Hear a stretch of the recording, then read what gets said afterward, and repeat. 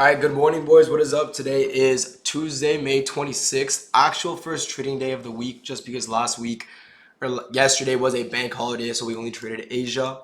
We made around $5.6 thousand today trading the Nasdaq. It was a pretty complicated trading day, I will tell you that. It was on the harder end. I got an update on Lucid.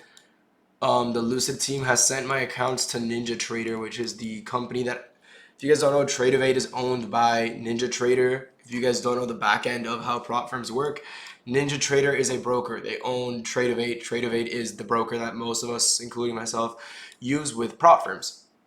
So they're gonna see what's wrong with my Lucid Live account because it's been not letting me trade, right? And Lucid is the best prop firm out right now, so hopefully they can fix that soon. As for Top Step, I did end up making $600 on 4 accounts, and the other one had $300. Now, why is that? That is because I traded these accounts in Asia. I made around, I lost $1,100 on this account, and I lost $500 on these. So because of that, I locked this one out until AM session. I ended up scalping some money back in Asia on these. I'll show you guys a trade I took in Asia and the trades I took in to lose in Asia, which is ridiculous. It was purely based off execution.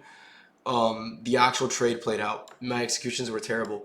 So, on Top Step, 600 times 4 is 2,400 plus 300 is $2,700.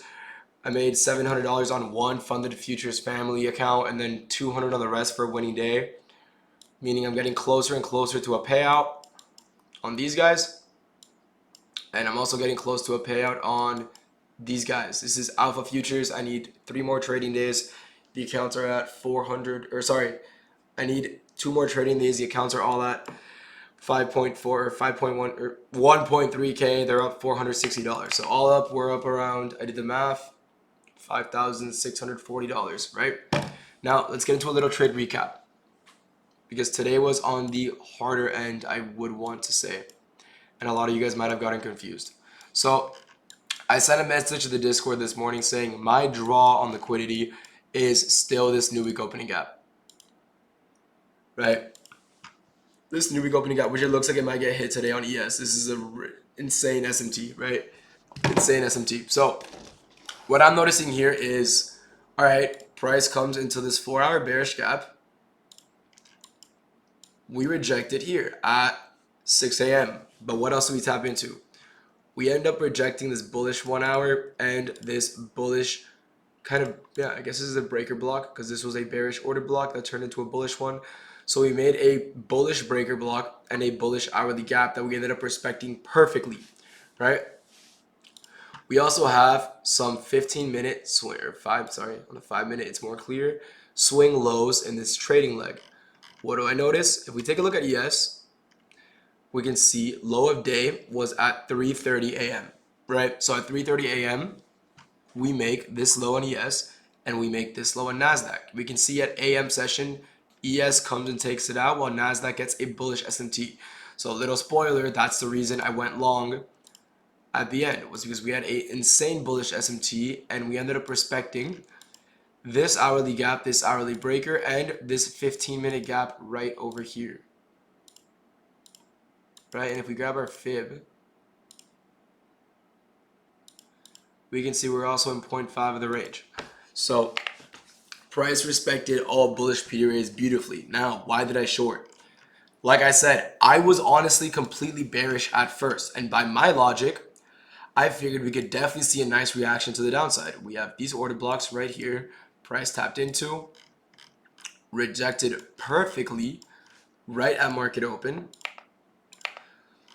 We have this low here and we have this low here. This is the breaker block. Let's get rid of that. Let's get rid of the hourly gap. We don't need that anymore because you guys already know it's there, right? Now we have this low here on Nasdaq. We have this low here. These are great draws on liquidity. We soup current high of day, right? Which I believe is high of day. Yeah. So we soup high of day just like that and then dump to the downside. We then make a bearish order block, tap into it and close lower. This is when I go short, targeting this low, right? Like I said, this is the trade I took on my funded futures family, and yeah, on funded futures family to make 700. And I closed very early on a few other ones, literally at 10 points, one mini. So on the other accounts, I just closed here for a winning day for $200.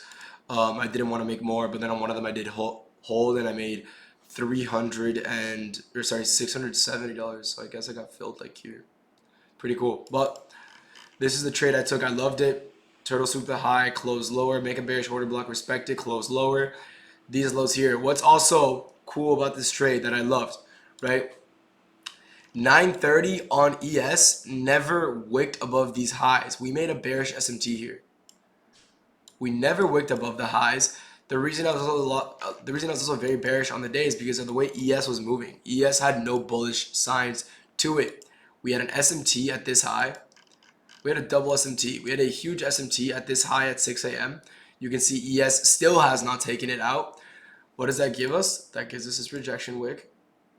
That price tapped into pre-market on ES and then shit the bed, right? We also, I think, respected this 5-minute gap on ES. No, we did not. Not a 5-minute gap, but a 5-minute order block. Either way, ES was very bearish. We then make an SMT at the 3 a.m. low. That was my target. So on ES, while ES was going to go take this low out, which is a lot of low resistance liquidity here as well, I figured I'd short NASDAQ and take profit exactly where ES would take that low out, because I figured if we are going to reverse, which I did not think we were, I thought we were going to be bearish the whole day, we are going to reverse at an SMT. We make an SMT at this low here. Is that this low? No. Wow. Okay. No. We make it. Yeah. Okay. This low. We make an SMT at this low. Huge bullish SMT. And then we get what? And then we end up respecting this 15-minute bullish gap. Let's get rid of this. At this point in time, my tops of accounts are all down $200, mind you. They're negative $200. We respect this 15-minute gap, flip higher. At this point, I'm like, okay, damn. I'd be an idiot not to long to these highs, right? What do we get after that? I wait for a pullback. We tap into this 5-minute gap. We push higher on the 1 minute. I enter off not this original move higher, because this was not into a 5-minute gap. This was, I believe, a 30-second order block that I was going to take if we inverse this leg, but we did not get that. We did not hold that. Instead, we actually ended up holding this 1 minute order block down here inside that 5-minute gap, and then I entered off this, right? Literally just 1 mini to make 700, and then I was down 200, right? So I'm only up like 650 or what is it? No, this is the DM on Discord. Well, you guys saw it earlier, whatever it was. I think it's like 500 something. I can double check that real quick. Per account, 271 on one of them, and then 597 on all the other ones. Yeah, so $600. So yeah, I made around, I guess, $800 on this trade actually. So I guess I got a pretty good fill on an open low, because I made around 800 on this trade. I was down like $220, right? Beautiful trade, A+ setup. It doesn't get simpler than this, right?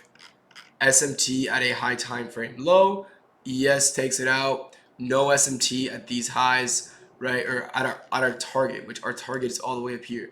So there's no SMT at our target. There is an SMT at these highs, but we ended up respecting it, pushing lower, made a bullish SMT, pushed higher.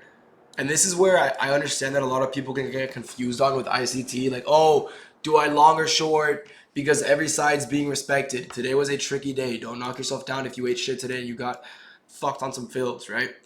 Today was a pretty complicated day. I literally longed and shorted, right? So 15-minute gap with a bullish SMT. It's all about what is being currently respected, right? So if you're looking to short, set conditions for yourself. Say, I'm willing to short if we don't respect this SMT. If I see price continue to flush here, tap into this 5-minute bearish gap and push lower, I was looking for shorts. We had a 5-minute bearish gap, and I told myself, if we get a reaction, I'll short. Did we get a single bearish reaction inside this bearish 5-minute gap?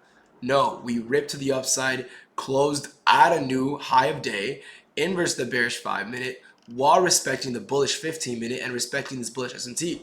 What does that tell us? All right, now we're disrespecting bearish confluences and we're respecting bullish confluences, and we still have 30,000 above us. 30,000 is a very, very good psychological number. Why?